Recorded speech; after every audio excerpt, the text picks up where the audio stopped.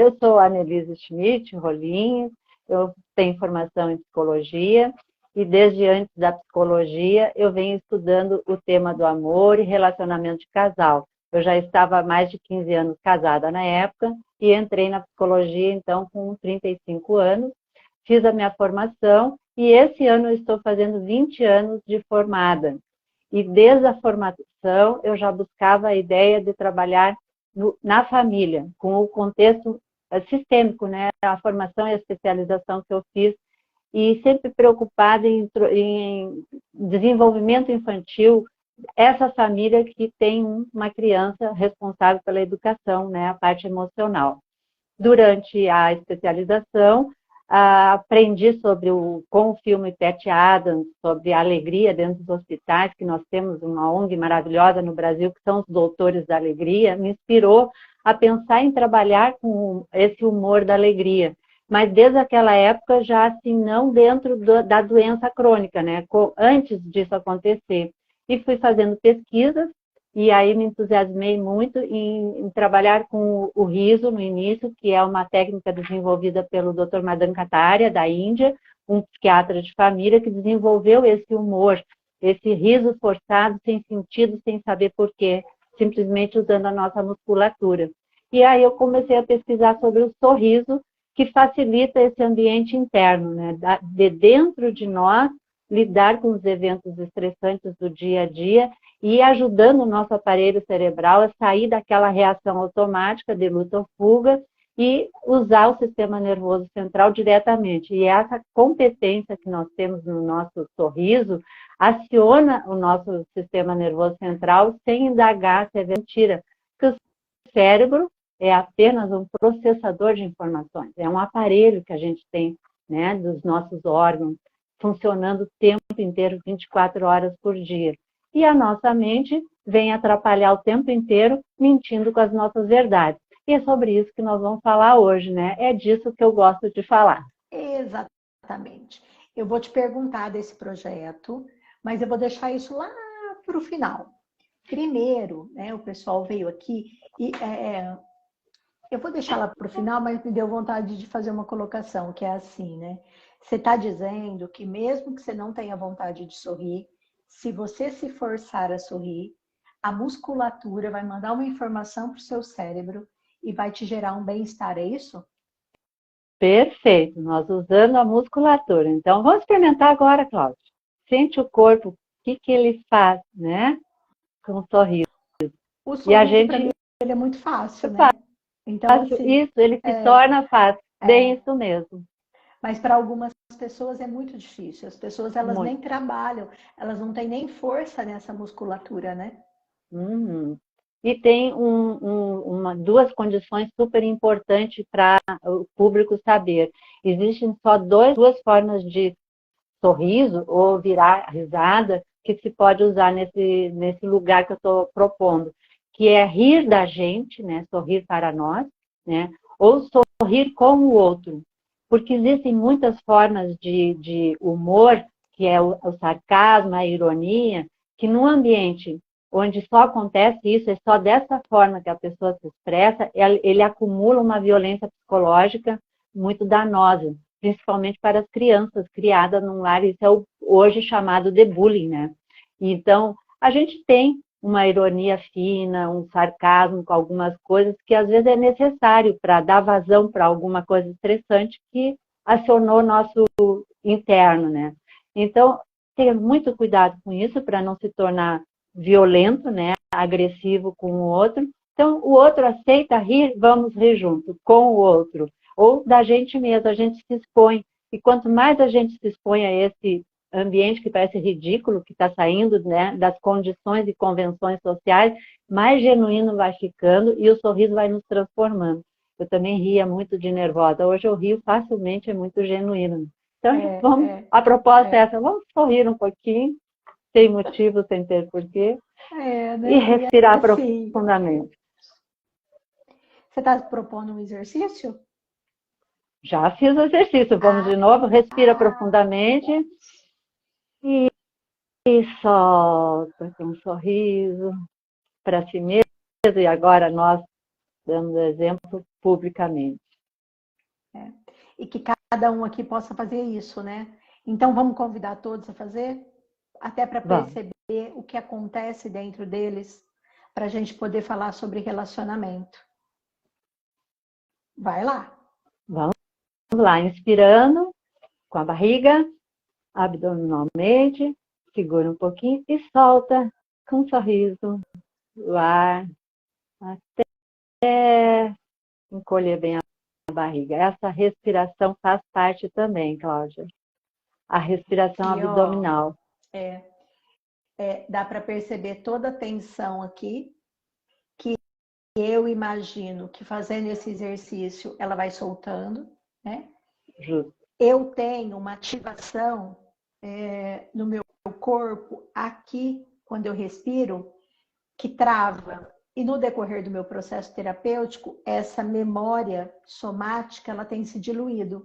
Então, eu percebi a respiração indo até aqui na parte da pelve mesmo.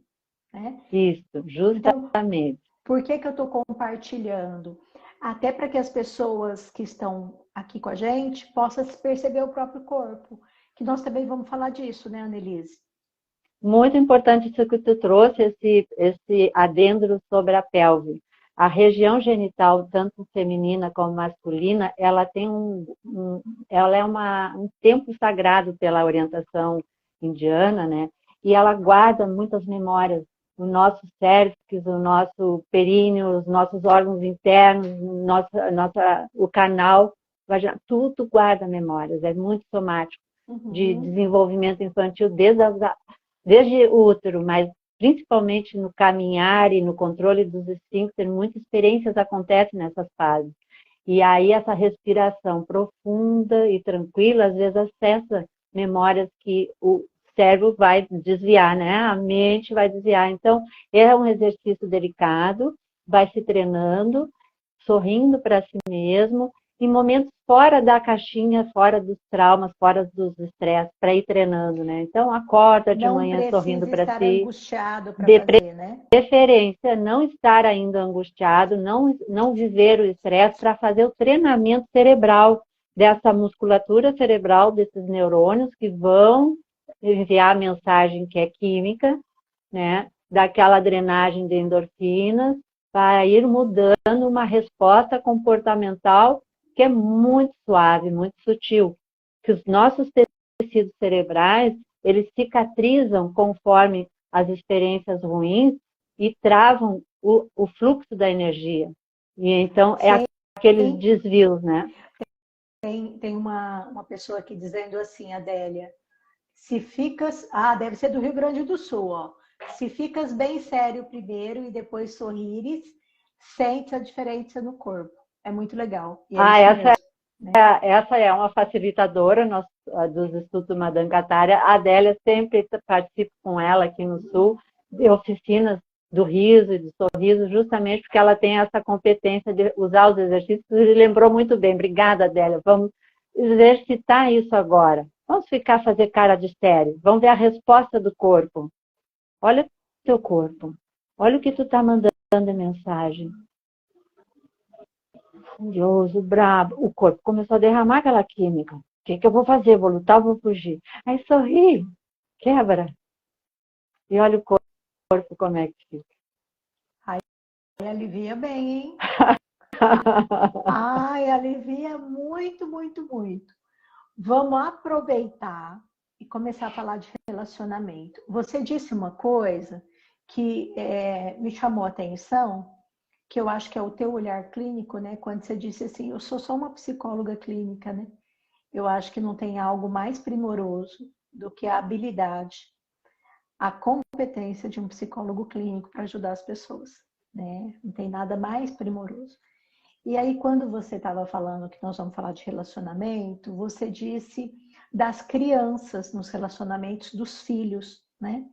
Então, vamos seguir o nosso roteiro e conforme você vai contando, respondendo, a gente vai falando sobre, inserir o lugar dessa criança, dos filhos de quem está nos ouvindo e de mim, adulto, que um dia fui filho de um relacionamento saudável, abusivo, de dependência emocional, né? Porque eu acho que tudo que nós vamos falar vai servir para quem está ouvindo como profissional da área, como adulto tentando entender os seus relacionamentos e também como a criança interna entendendo a história dela, fruto, filho de um relacionamento saudável, abusivo, dependente emocionalmente. Talvez a gente possa ir um pouquinho por aí. O que você acha? Perfeito, até me lembrou o Luiz Carlos Prates, é um psiquiatra nosso aqui, que na nossa especialização em família tivemos alguma coisa com ele, e ele disse que a gente só entende o que é ser filho quando a gente passa a ser pai. A posição de ser filho, a gente pensa que entende muito é ser filho, né? Porque a gente é filho, né? Mas quando a gente se torna responsável por uma criança, a gente começa a entender aquele mecanismo, né, dos nossos pais quando fomos filhos. E aí a gente se aprimora e entende o que é ser pai e mãe no momento que nos tornamos avós. E isso eu li, estudei na época, né? Fiquei pensando nisso, a reflexão e cada dia mais é uma verdade que a gente vai percebendo. O lugar que a gente pensa, que a gente conhece, é pelas nossas experiências.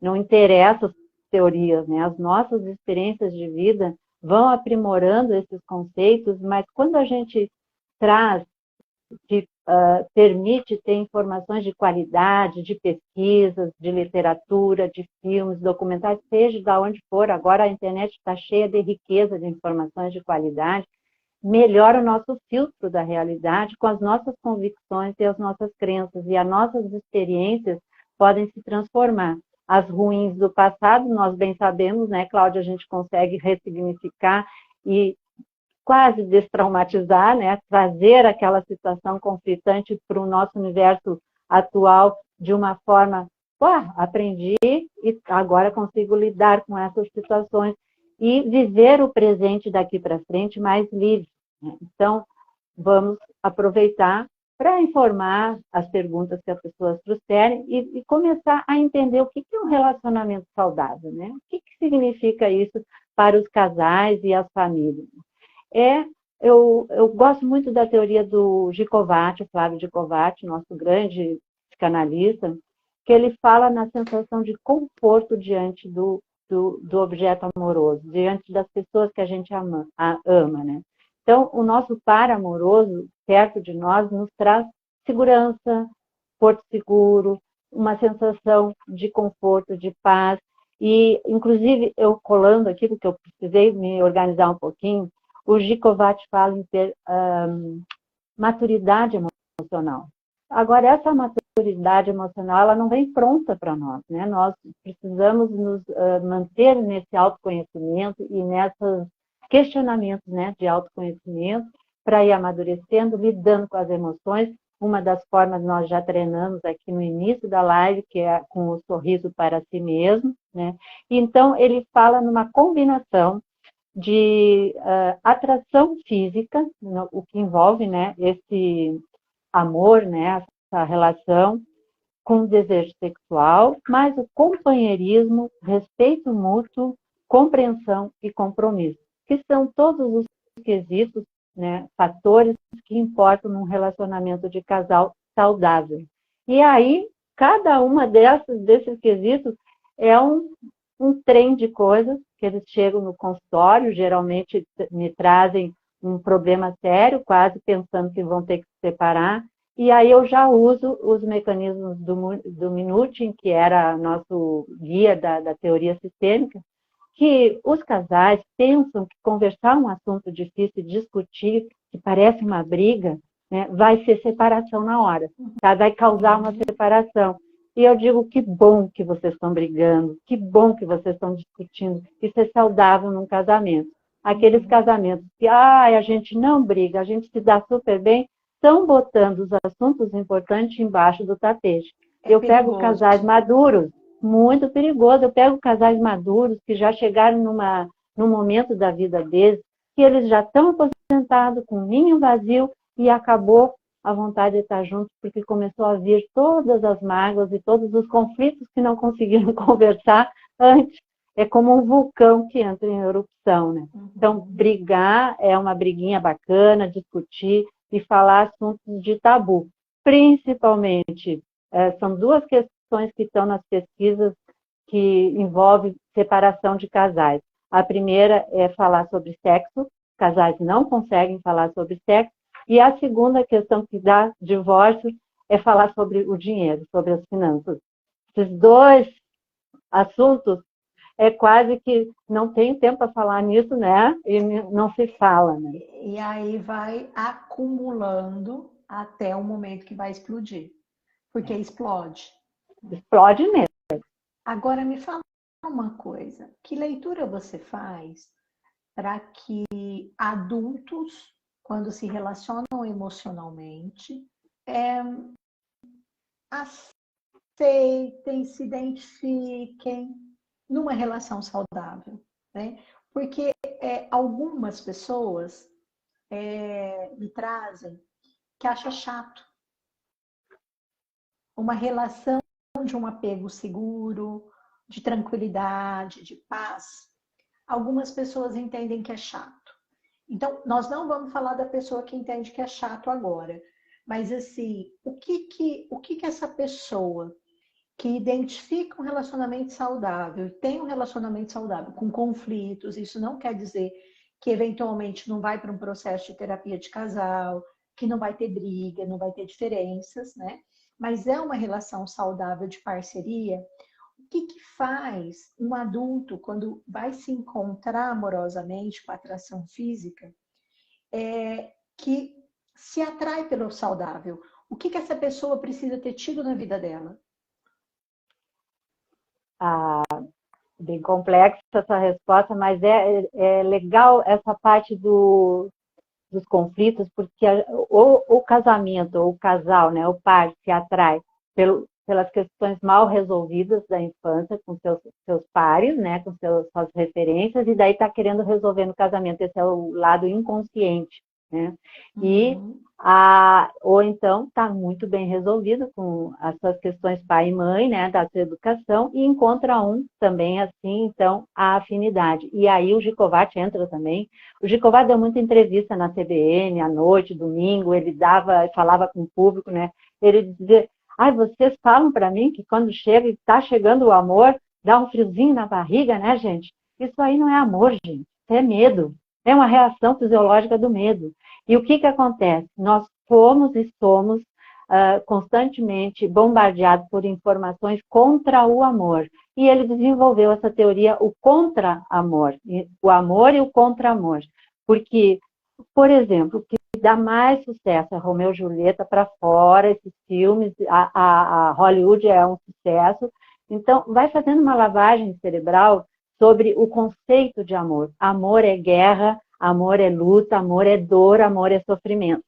Se não tem isso, então a pessoa com esse conceito distorcido, ela não entende aquela rotina, aquela tranquilidade, aquela paz, aqueles momentos bons com o outro, porque ela tem essa significação de amor, né, de par romântico.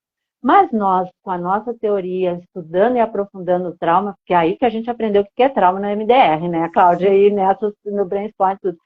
Aí vem a neurobiologia do trauma, não esqueci do nome lá, do nosso autor lá, que ele fala que a criança se desenvolvendo emocionalmente na primeira infância, ela precisa aprender a lidar com as emoções. Então, ela está num medo terrível, numa situação, num ambiente que está ali, que devia acomodar e trazer para ela paz e ressignificar e transformar aquela emoção dela, validar. Tu está com medo, porque o cachorro está latindo, tu tem medo de cachorro, qualquer coisa assim, o adulto explicar a emoção para a criança e permitir ela sentir. Nós somos muito deseducados desde a infância, né? Não pode expressar isso, não pode aquilo. Não. A criança se machuca, dói muito machucar. Não foi nada, já vai passar. Foi, gente, está doendo. Né? Né? Então, não valida a emoção da criança, vai construindo uma bagunça, né? E aí no adulto. Então, na neurobiologia do trauma, o aspecto fisiológico que ativou um estresse, né, uma situação conflitante, uma dor ou um medo, E o adulto não acalma a criança. Às vezes, os pais ficam mais nervosos do que a própria criança com a situação. E aí, em vez de ajudar e acalmar, e dizer, estou aqui, eu vou cuidar de ti, aconteceu isso, caiu da bicicleta, quebrou a perna, nós vamos ter que ir para o hospital, qualquer coisa assim, o adulto fica mais nervoso e a criança sente o nervoso do adulto. A criança entende que está acontecendo uma coisa muito ruim e que ela é causadora daquilo. Então, quem é que vai puxar o freio de mão? Quem é que vai ajudar a ativar o parasimpático? O simpático, a inervação está, que deveriam ser os cuidadores na volta, e a criança tem que acalmar os cuidadores primeiro. Ela que não está se acalmando, ela tem que se fingir, de alguma forma, ela tem que segurar a barra, aquilo que a gente chama de congelamento, que é o trauma, né? E ela passa por uma situação completamente sozinha, porque os adultos não conseguiram se autorregular, então, ela puxa o freio de mão, digamos assim, né? Em vez de ir acalmando e o parasimpático tomar conta e acalmar aquela criança, vem uma carga de derrapando, né? Travou tudo. Nessa experiência, ela se desenvolve entendendo que essas agitações, esses estresses, essa adrenalina, isso é vida. Aí ela está adulta, tem uma família organizada, tem filhos amados, tem situação financeira estável. É uma coisa, assim, onde é que está o barulho, onde é que está o estresse? Não existe. Então, são adultos que procuram problema, procuram se atirar de paraquedas, escalar morros, fazer coisas que agitem muito, né? Ou caem numa compulsão, porque precisam acionar aquele referencial. Não tem o gradativo, né? Ir freando e acalmando. Puxa um freio de mão e sai derrapando, né? Então, esse esquema mental, essa estrutura psíquica é formada na primeira infância. E o adulto pode arrumar toda a sua neurobiologia, mas precisa buscar uma forma para fazer isso, né? Existem muitas formas, né? Então, trabalhar esse autoconhecimento e aprender a relaxar, lidar com os eventos estressantes. Você está falando dessas vivências, né, da primeira infância, de que esse adulto vai buscar o freio de mão num esporte arriscado, em condutas arriscadas, tal, né? Isto colabora para relacionamentos abusivos e tóxicos? Colabora, porque a familiarização que a gente chama, um cérebro funcionando, ele precisa de ter conhecimento daquilo. E se familiarizar, existe uma troca de energia que dá uma economia mental. Então, quando se encontra com esse tipo de ambiente, com pessoas que abusam dela, né? Ela já foi vítima ou de assistir brigas na infância e situações de violência, né? Ou ser vítima disso, ela acaba se espelhando numa relação adulta com esse tipo de par amoroso, porque há uma sensação de pertencimento, de lugar que ali é o meu lugar. Mesmo não querendo, eu conheço esse lugar. A pessoa diz para nós, né? A gente trata as pessoas, a gente sabe, a gente ouve isso. Eu não quero mais, eu sei que isso não é bom, mas eu não consigo mudar. É aí que a gente entra com a nossa habilidade de processamento neural, né? Para sair daquela resposta automática comportamental. Por isso, sim, parece que procura isso, parece que se atrai com essas características, né? Que são as características, e volta a dizer o Flávio Gicovati, ele diz que um par longevo amoroso, eles se atraem pelas afinidades, esse é o saudável, né? Aquela história popular dos opostos se atraem, não, é o Hollywood, né? É a briga, a pauleira, né? É fortes emoções, né?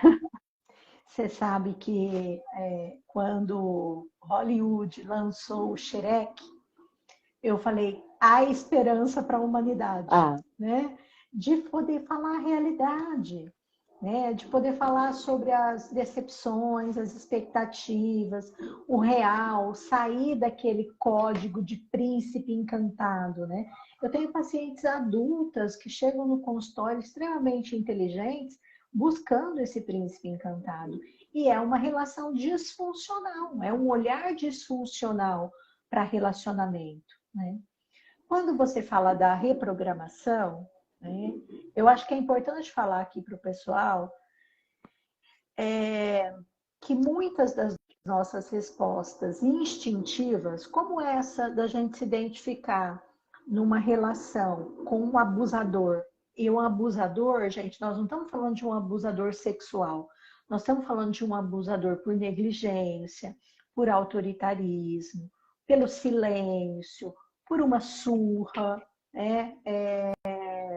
Pela não Constrangimento, né? validação, constrangimento, vergonha.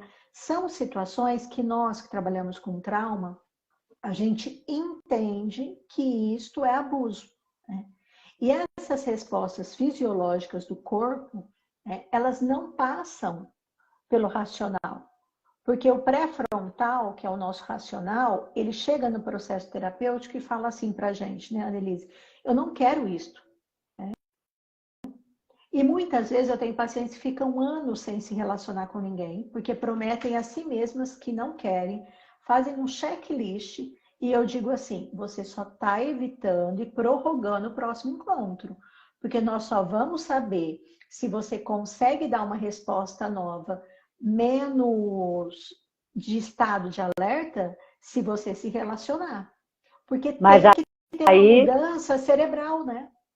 e foi a tua live, uma das tuas lives maravilhosas, as tuas lives são muito psicoeducativas, Cláudia, mas sobre o narcisismo, a 7ª parte, quando mostra que uma lanterna direto na dor, né, ela acaba abandonando o processo terapêutico, né, porque a gente tem que ir com uma luzinha fraquinha, né, para ir olhando aquela situação traumática, né, e adorei aquela expressão da lanterna que vocês usaram, porque a dor, ela é é uma sabedoria do nosso corpo evitar a dor e procurar o prazer, né?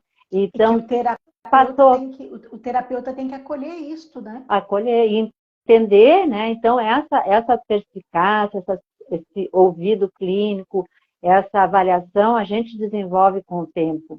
E a gente erra também dentro do consultório quando vai direto com a lanterna e acha que a pessoa está pronta para enxergar a sua dor, porque ela traz racionalmente, né, a situação clara, bem como está acontecendo, e a gente não percebe a sutileza que está havendo para aquela pessoa, que ela está dividida dentro dela, né? Ela tem uma corajosa que vê tudo, enfrenta a situação ruim, mas tem uma parte que é a familiarização, né?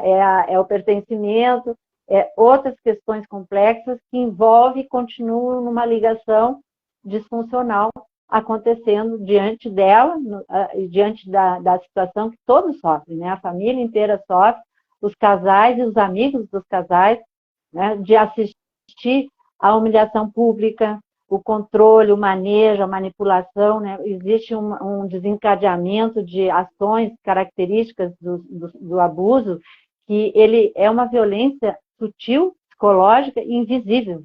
Porque aquela violência de roxo, de batida, de surra, aquilo ali é físico. É fácil de ir lá na perícia, na polícia, né, e fazer o exame de delito no caso, né, toda essa situação. E aquela nossa colega, a Regina, conseguiu ajudar essa área jurídica a compreender o dano psicológico, que são tecidos neurais que estão com aquele dano daquela violência psicológica e que só hoje em dia, com aparelhos ultramodernos e muito caros, que não estão na hora lá da perícia para fazer o exame, né, que mostram um cérebro todo ativado e cheio de ferida, né, que é aquele funcionamento energético, né. Mas a gente pode falar sem precisar desse aparelho, todo mundo sabe quando está sofrendo isso. Né, assim, todos podem falar. O que precisa é que quem está ouvindo escute,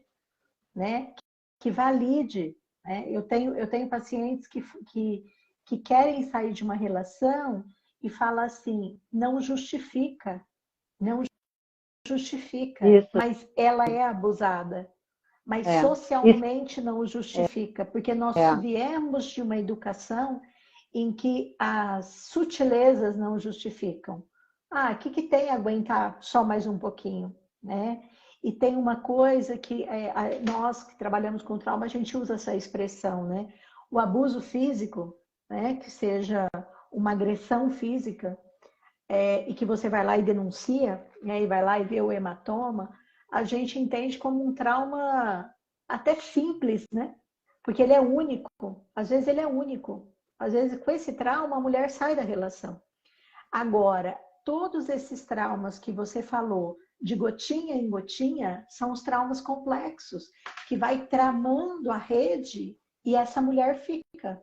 Eu falo mulher porque é mais comum a gente ter o olhar para a mulher, né? Mas existem muitos homens que ficam também em relações Sim, abusivas. eu trabalhei por 10 anos no Conselho da Maria da Penha e nós treinávamos lá os grupos, né, de agressores e agressoras.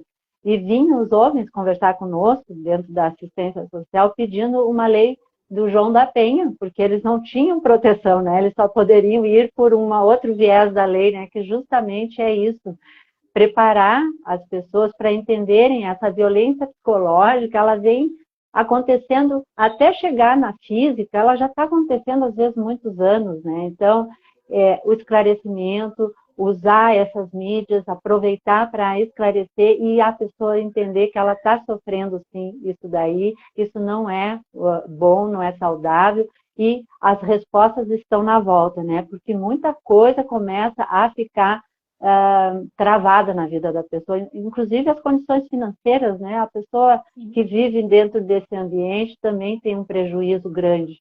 Então, não é nenhuma vergonha, não é nenhuma humilhação maior do que já está passando, quando está vivendo isso. Então, identificar o que é abuso e o que é tóxico é multifatorial, é complexo, mas cada um sabe da sua dor, né? E poder conversar isso em ambientes confiáveis e que ajudem a Seguros. explicar a situação e não justificar. Eu chamo isso dentro do consultório, eu digo papo de cabeleireira. Não, não é as minhas cabeleireiras, eu amo elas, mas dentro desse ambiente, uma pessoa começa a contar uma fofoca alguma coisa de alguém ou falar de si, e cada vez os outros vão querer falar uma notícia pior ainda que conhece. E vai se desenrolando uma retraumatização do trauma que já está instalado, né? Então, ambientes assim são muito nocivos para quem sofre. Não está sendo escutado e não está sendo tratado. Está sendo incutido mais violência ainda, né? Mais toxicidade, né? Que são informações ruins, né? Você falou uma coisa primorosa. Você disse assim, não é vergonhoso, Humilhante, mas constrangedor. mais do que você já está vivendo. É. Né? Então, assim, quando você diz isso, que você revelar e denunciar não é mais constrangedor do que você está vivendo, você está validando aquela pessoa, né? Porque muitas pessoas não se sentem validadas. Elas escutam a pergunta assim, mas o que você fez? Né? E assim, gente, independente do que eu fiz, não justifica. Não justifica ter uma relação abusiva na relação complementar. Né? Justamente. Nossa competência jurídica investigativa tem já um modelo de inquérito que é depoimento sem dano, o nome. São pessoas preparadas, num ambiente acolhedor para as crianças, isso já existe. E precisa existir isso para as mulheres.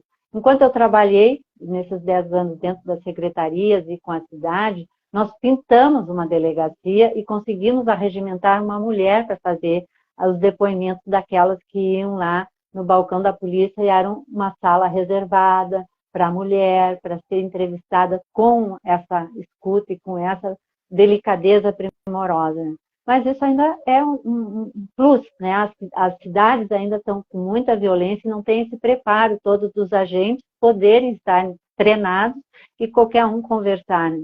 Mas existe esse acolhimento, é necessário, e as pessoas buscando, hoje em dia, as secretarias de assistência social de todos os municípios estão muito bem preparados para isso, existem profissionais lá, então não se justifica continuar, se explica, mas não justifica.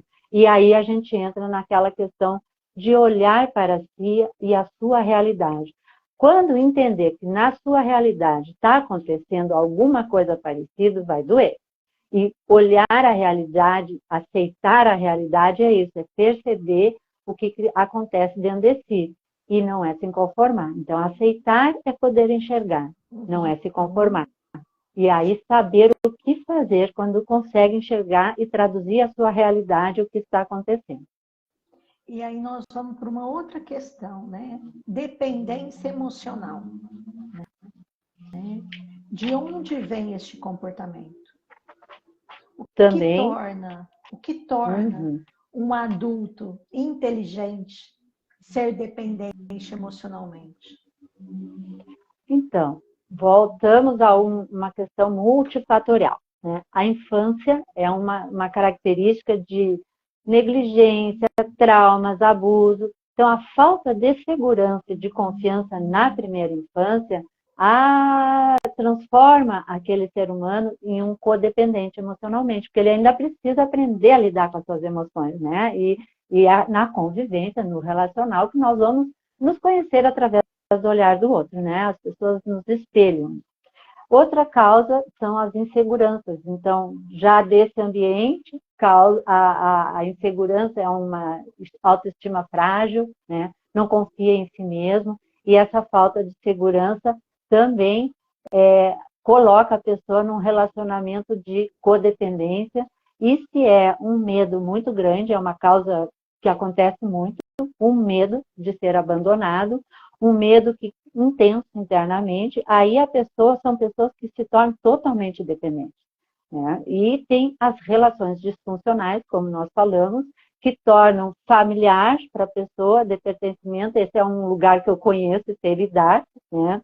E os fatores neurológicos, situações de desregulação emocional desse nosso sistema límbico, né, de resposta, a deficiência com as habilidades sociais, que são habilidades sociais, a gente desenvolve desde sempre, desde o início da vida e desde sempre, né? A escola é para isso, habilidades sociais, os grupos de amigos é para isso, né? Todos os ambientes.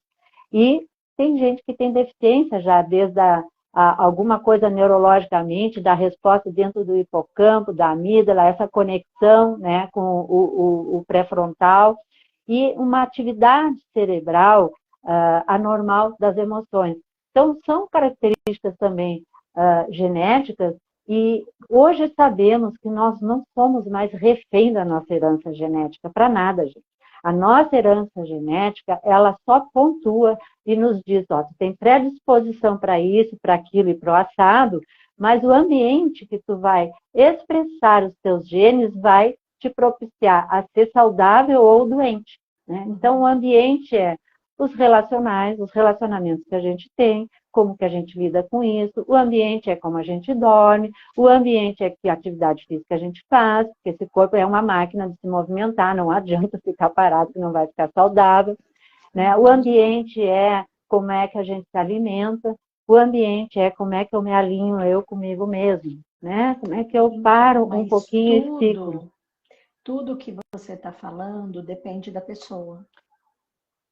Talvez a pessoa precise, as pessoas que eu pego com codependência, elas nem têm ideia que elas são codependentes, né? Elas estão já numa relação, no ninho, existe uma característica de pais e mães muito medrosos em deixar os filhos sair para o ninho, porque o mundo é muito malvado, né? Então, criam também uma codependência, né? Esse filho tem que estar sempre dando uma resposta para acalmar aqueles pais. E aí há uma aprendizagem, né, que é normal, na minha vida sempre foi assim, a minha família é assim, então são famílias aglutinadas, famílias, né, fusionadas, a gente aprende nas teorias e depois vai entender, e entende que isso é amor, né, e tratam esse tipo de entendimento de amor, exigindo isso do outro que surgiu na vida, né, que tem a sua própria cultura, então esses aspectos culturais com as nossas convicções pessoais é que vão dar para nós a identificação e a tradução do que é ser amado e amar. E sempre busquei muito entender esse conceito, achando que era uma coisa muito simples no início, né? E fui entendendo que esse conceito ele é bem complexo e aí vai traduzindo esses relacionamentos com dependência e codependência. Uma família que eu tratei muito era só a questão do dinheiro, a importância era o dinheiro, a herança e tudo que aquela família riquíssima tinha. mas havia no provedor, que aí nessa família, tradicionalmente é o homem, né? E coincidentemente essa família era o homem, né? Ele adorava amar assim, organizando a família com o dinheiro dele. Então ele não deu o ensinamento da autonomia financeira, porque o dinheiro só quem podia prover era ele, mesmo adulto. Vieram adultos, com mais de 50 anos dessa família. Que é uma forma, inclusive, dele deter o controle, né? É controle. Dele ter a rédea. É. Pelo amor, né? É uma forma de amar distorcida, mas é a rédea. E isso vem geracionalmente. Então, entender uma família é entender as gerações.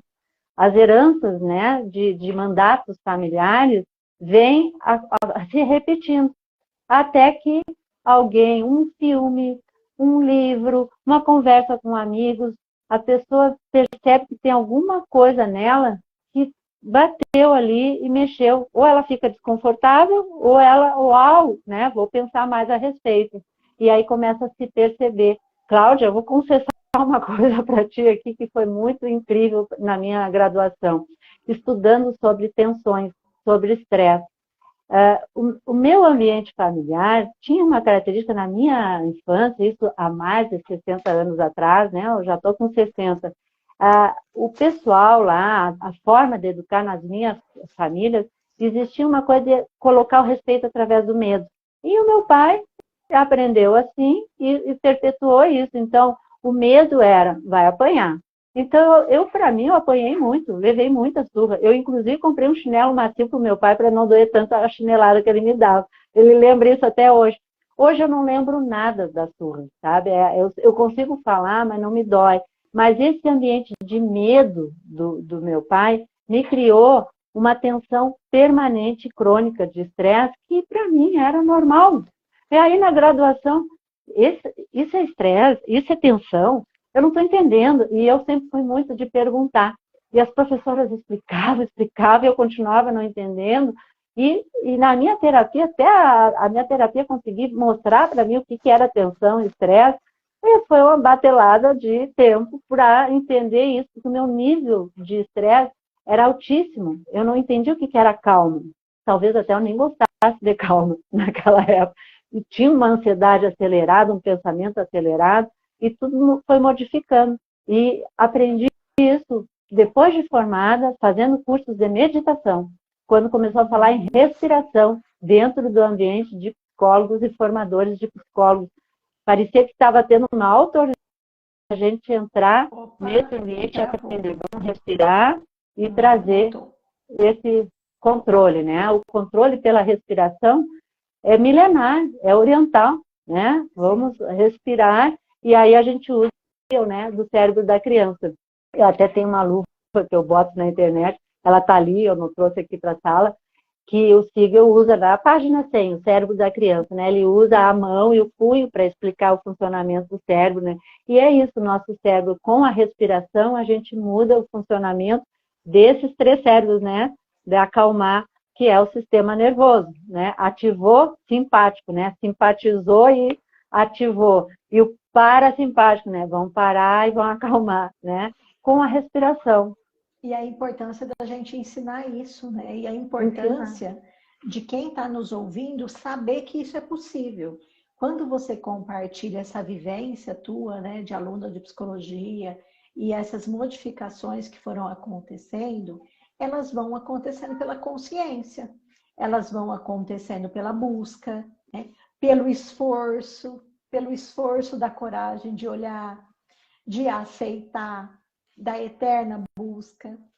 E não sei você, mas o que sempre me motivou a permanecer na busca foi melhorar as minhas sensações, especialmente as sensações internas, né? Internas de apreensão, né? Porque eu também venho de uma família muito autoritária. Então, assim, essa sensação de apreensão, ela sempre me incomodou, a respiração curta. Então, eu queria, além de entender, eu queria me livrar disso aqui, né? Então, aí eu lanço a seguinte pergunta para quem está nos ouvindo, né? Qual é a tua dor? Né? Qual é a tua razão para buscar a resposta? Né? Porque tem que ter uma motivação, né, Annelise? A motivação pela dor, né? É o tradicional, é o Hollywood, né? O sofrimento, né? Porque ainda vivemos sob um estado de medo, isso é mundial. A indústria da violência é mundial, né? São as guerras.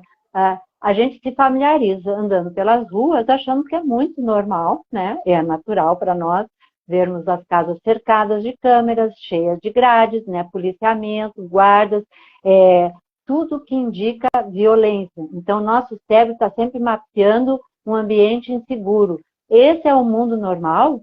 Não, né? Mas foi fabricado e existe, e se não existisse mais a indústria da violência, a falência da sociedade humana.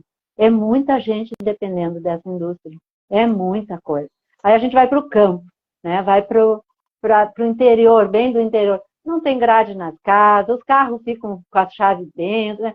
Nossa, eles não sabem que vão ser assaltados, né? Estão deixando tudo em risco. Lá ninguém dá bola para isso, porque não vive essa informação, essa violência, né? Então, assim, violência e o estado do medo, ele é divulgado, popularizado como uma coisa normal.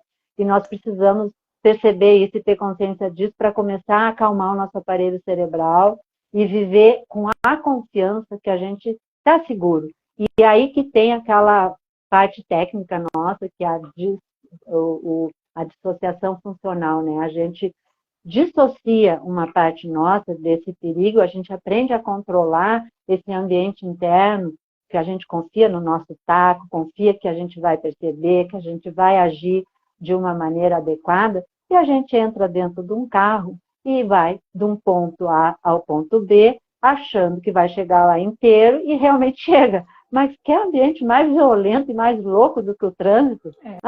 E a gente consegue dar conta disso, levar o nosso intento até o final. Então, a dica para as pessoas que podem, todos nós nascemos com essa competência de regulação emocional, com a respiração, com um sorriso para si mesmo e se familiarizando com esse ambiente e trocar a nossa resposta tão primitiva de luta ou fuga, de bater, né, de revidar, e respirar um pouquinho, como os nossos avós diziam. Respira, filho, respira 10 vezes, espera um pouquinho, né, que vai dar conta de pensar novamente e ter uma resposta mais funcional, né, em relação...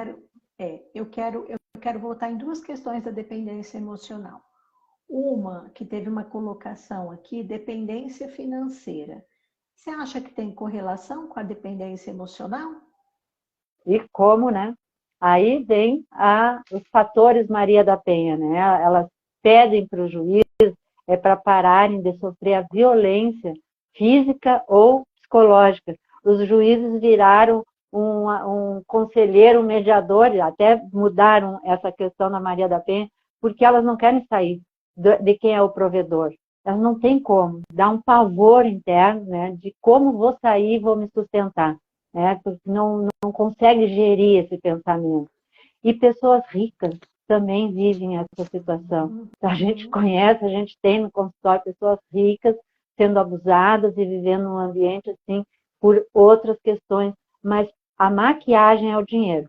O dinheiro e a situação econômica é uma resposta, é uma consequência do nosso ambiente emocional. Ele não é um motivo, a gente não vai pelo dinheiro para as coisas. O dinheiro é consequência, é resultado. Até a pessoa entender isso e conseguir começar a mudar suas crenças negativas em relação ao dinheiro, é uma psicologia do dinheiro. Né? Nós precisamos trabalhar todas essas questões no consultório, porque também somos criados com crenças muito negativas do dinheiro. O dinheiro e ser contra ser rico também está na indústria do cinema. Sempre o mocinho é pobre e o bandido é rico. Sempre tem uma correlação informando para todas as pessoas e elas se habituam acreditando que ser rico é muito ruim, são pessoas maldosas, né? Que ser rico é sofrimento, Então, aí, essa psicologia, conforme a gente vai percebendo o quanto que a gente tem isso entranhado na gente, ter consciência, essa luz, né, da consciência, essa nossa resposta emocional, nós vamos começar a mudar esse padrão mental de qual é o problema de ser rico, né? É tão bom o dinheiro, né? Ele compra os serviços maravilhosos, produz a vida, o conforto, a riqueza está para todos, a abundância está para todos, ela existe. Ela está aí. Né? Que tem a ver com merecimento, né? Também. Né? O sair de uma relação abusiva tem a ver com merecimento. Tem uma outra questão da dependência emocional que você disse assim, o desespero da pessoa se sentir abandonada, medo de ser abandonada. E eu quero deixar aqui colocado que o medo não é do adulto que está se relacionando. O medo é de uma parte interna infantil que está reproduzindo o que viveu na primeira infância. Porque assim, não justifica um adulto ter medo de ser abandonado. O adulto tem condição de se virar, né? E às vezes a pessoa acha que quem está ali enviando essa informação é um adulto, e não é. A teoria dos papéis, excelente, né? Os estados de ego. E eu, quando me familiarizei com essa teoria, estava fazendo curso com o Mário Salvador, né? O nosso treinador espanhol, e que confusão que eu achei aquilo tudo de conversar com essa parte criança, né, essa parte adulta, e depois a Isli Carvalho fazendo o livro, né, a galera interna, e começou a se falar. Então, eu fui me familiarizando com essa didática, né, que está funcionando dentro da gente, na academia, nas formações, e trazendo consultório. Hoje eu consigo conversar isso e trazer para as pessoas, inclusive hoje eu tive essa experiência dentro de um ambiente profissional, acompanhando uma cliente minha com o psiquiatra dela, e aí ela entrou no travamento do congelamento, então vem aquela criança dentro dela, ferida, tomar conta, eu tenho medo, e ela falou do medo que tem a raiz do abandono, e o psiquiatra lidando com uma questão bem técnica, né, eu disse, acalma um pouquinho, lembra que esse é aquela tua parte criança que está aqui agora falando por ti, através de ti, o medo é dela. E ele não interrompeu a minha fala. E aí ela conseguiu lembrar, porque a gente já está treinando e trabalhando isso, e desacionar aquele alerta, aquele medo de ser abandonado, que a criança dentro da gente é que manda na gente, a nossa criança.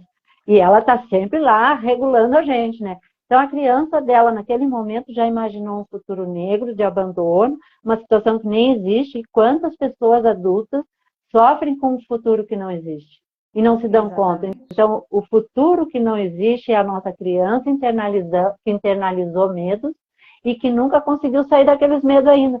70 anos, eu tinha um senhor com 75 anos, quando ele aprendeu isso, ele disse, por que eu não conhecia a senhora antes? Né? Quase arrependido de ter vivido tantos anos preso nos conflitos dele, né? Até ele se orgulhar, né, dos medos dele. E aí depois, né? Acompanhado, Acompanhado um movimento de 70 anos, eu acho maravilhoso isso. Adoro.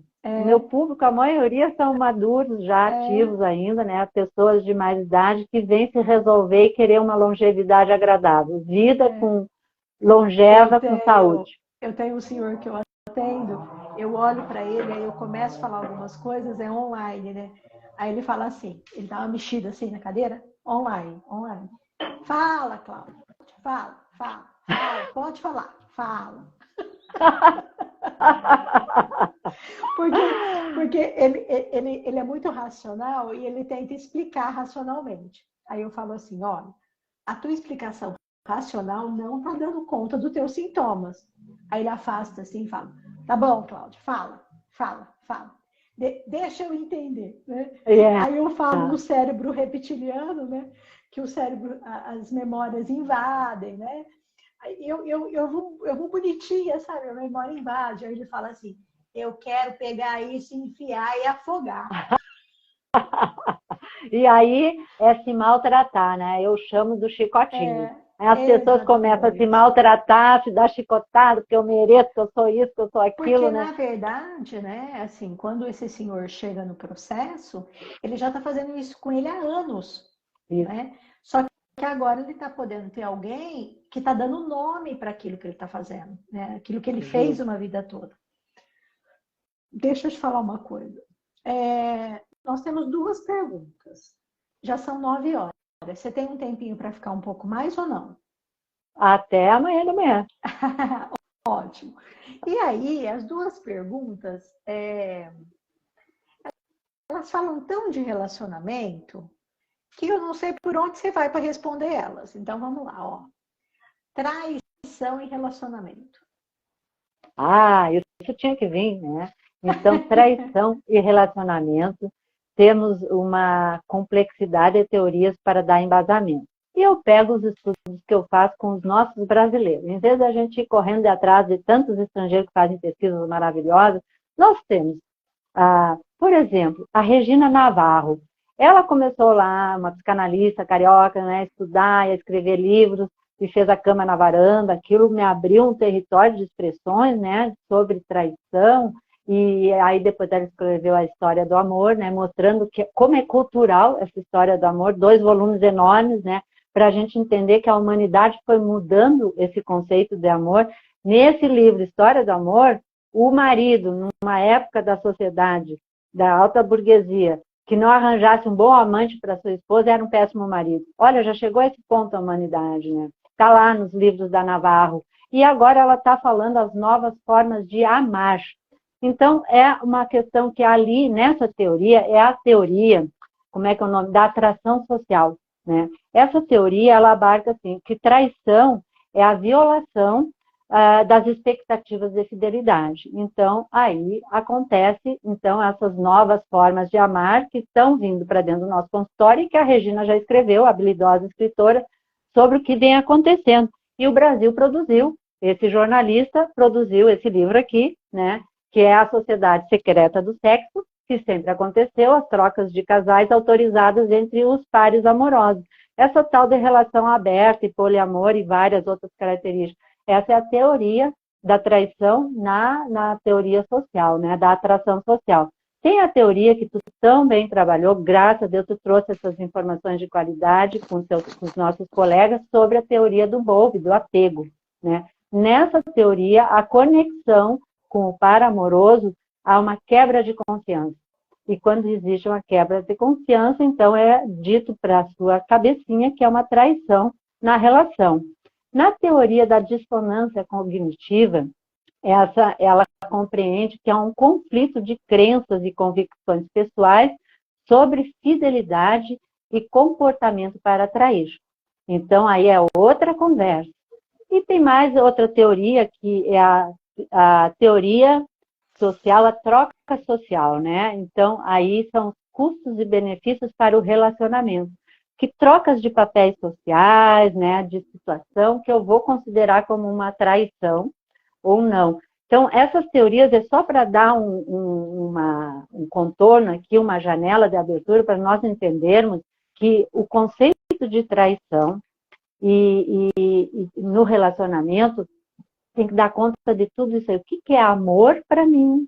Né? O que eu considero bom e confortável, ou se eu gosto de brigar de dia e fazer as pazes de noite, tem, né, entre tapas e beijos, tem muita gente que adora esse tipo de relacionamento. É o meu relacionamento. E aí a Navarro vem ensinando muito, e a gente trabalha no consultório, que o teu casamento, o teu relacionamento com o teu par amoroso, ele não vem pronto, está pronto na tua cabeça. Está lá que tu diz, casamento é assim, como sempre foi. Como é? Como é que sempre foi? Você precisa negociar e combinar com seu parceiro se quer sexo todo dia ou uma vez por ano, ou se nunca quer sexo.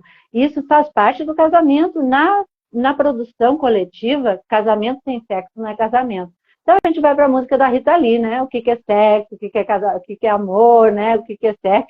Porque existe um conceito, gente, uma expectativa. E uma coisa que me agrada. Então, tudo que é combinado com o casal falado, ele pode ser mudado.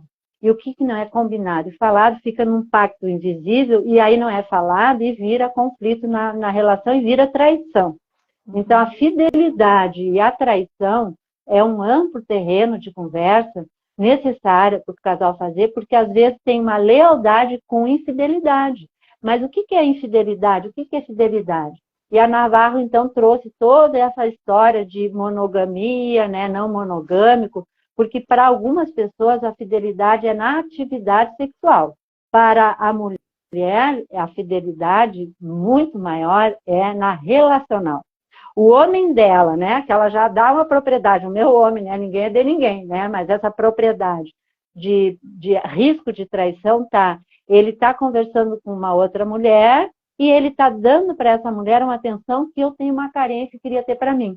Então começou a traição a acontecer na cabeça dela.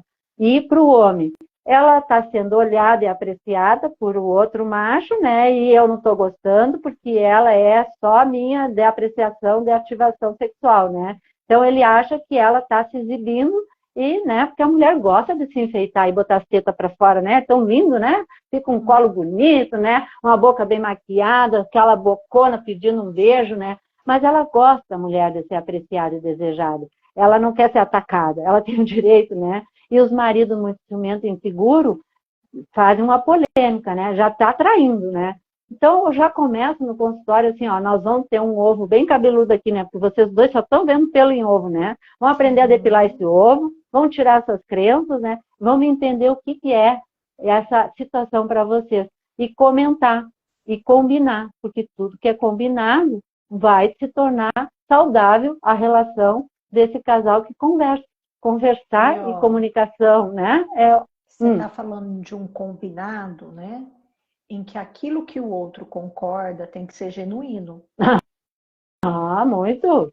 Não vou agradar o meu, né, o meu outro, não vou agradar ele dizer que concordo, mas dentro de mim eu tô, né? Não, que seja uma relação aberta, que seja uma troca de casais, que seja fidelidade, né, que seja monogamia, né, de comum acordo.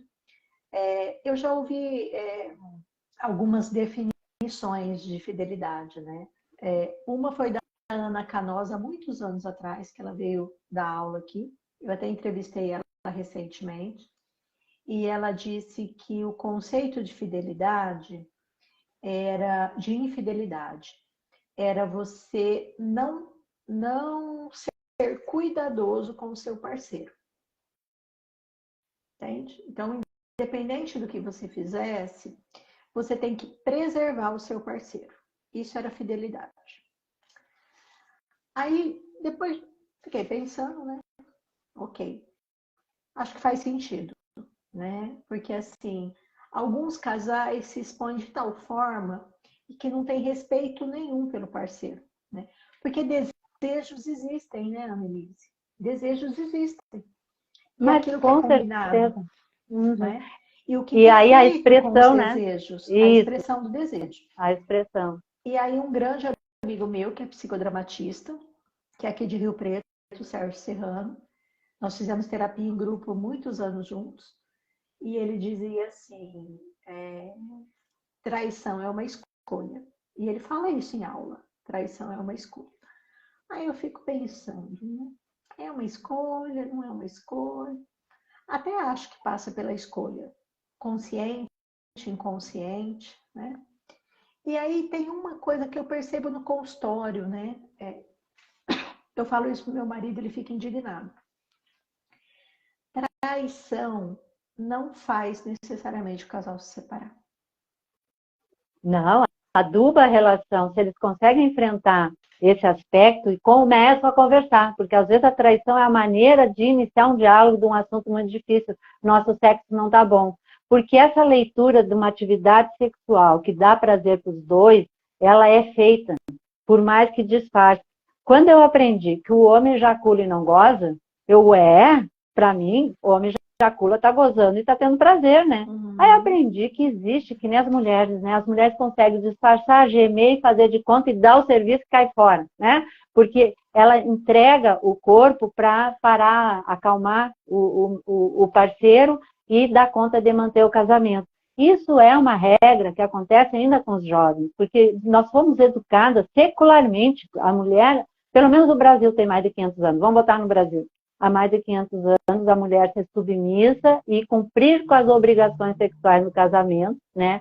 Ser cuidadosa com isso. E a gente é treinada com isso, a gente está incrustado. Então, saber dizer não, ter o direito, né, de escolher as posições, tudo, e poder falar nisso, que vergonha, né? Então, poder se dar conta. E muitos homens fazem por obrigação, acreditando, e isso na lei, no conselho da mulher, eu fiquei espantada, os maridos querendo controlar, né, a esposa com a atividade sexual. Se ela não fizesse sexo, se ele não fizesse ela ter sexo, ela ia atrair ele.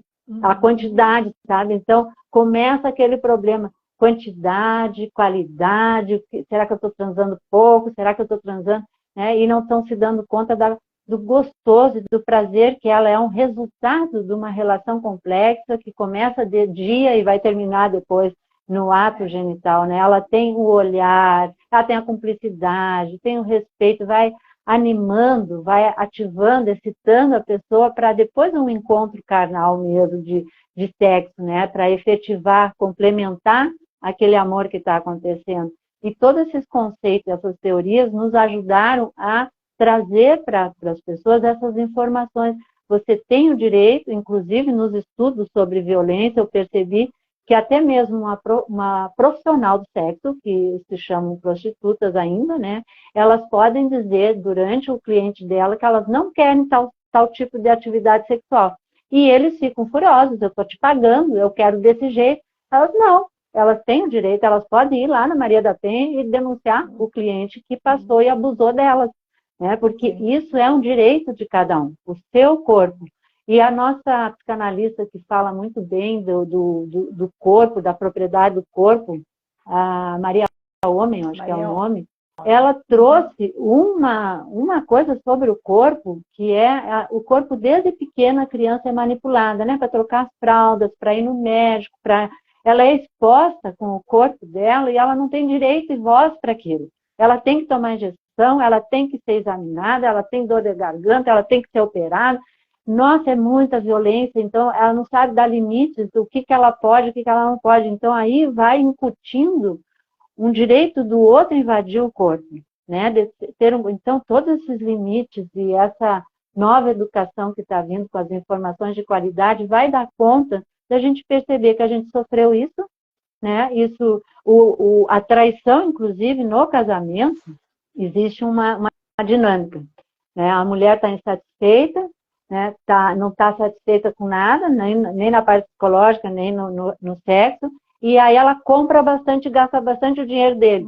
Isso é uma traição, é uma forma de se vingar, né? Então está traindo, né, nessa figura de linguagem que nós estamos conversando sobre o que é traição, o que é fidelidade, né? O que é lealdade, né? Porque muitas vezes as pessoas associam a sexo, né? E não necessariamente, né? É o que é o valor para mim.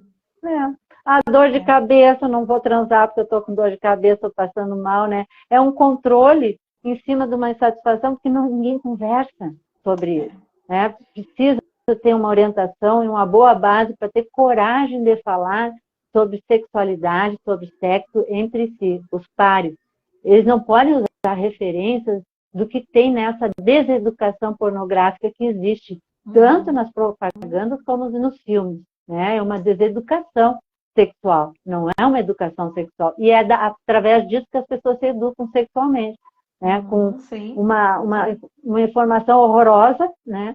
Que não diz nada a respeito para ela, mas ela tem que se sujeitar para estar na correto, estamos né? Bem, né?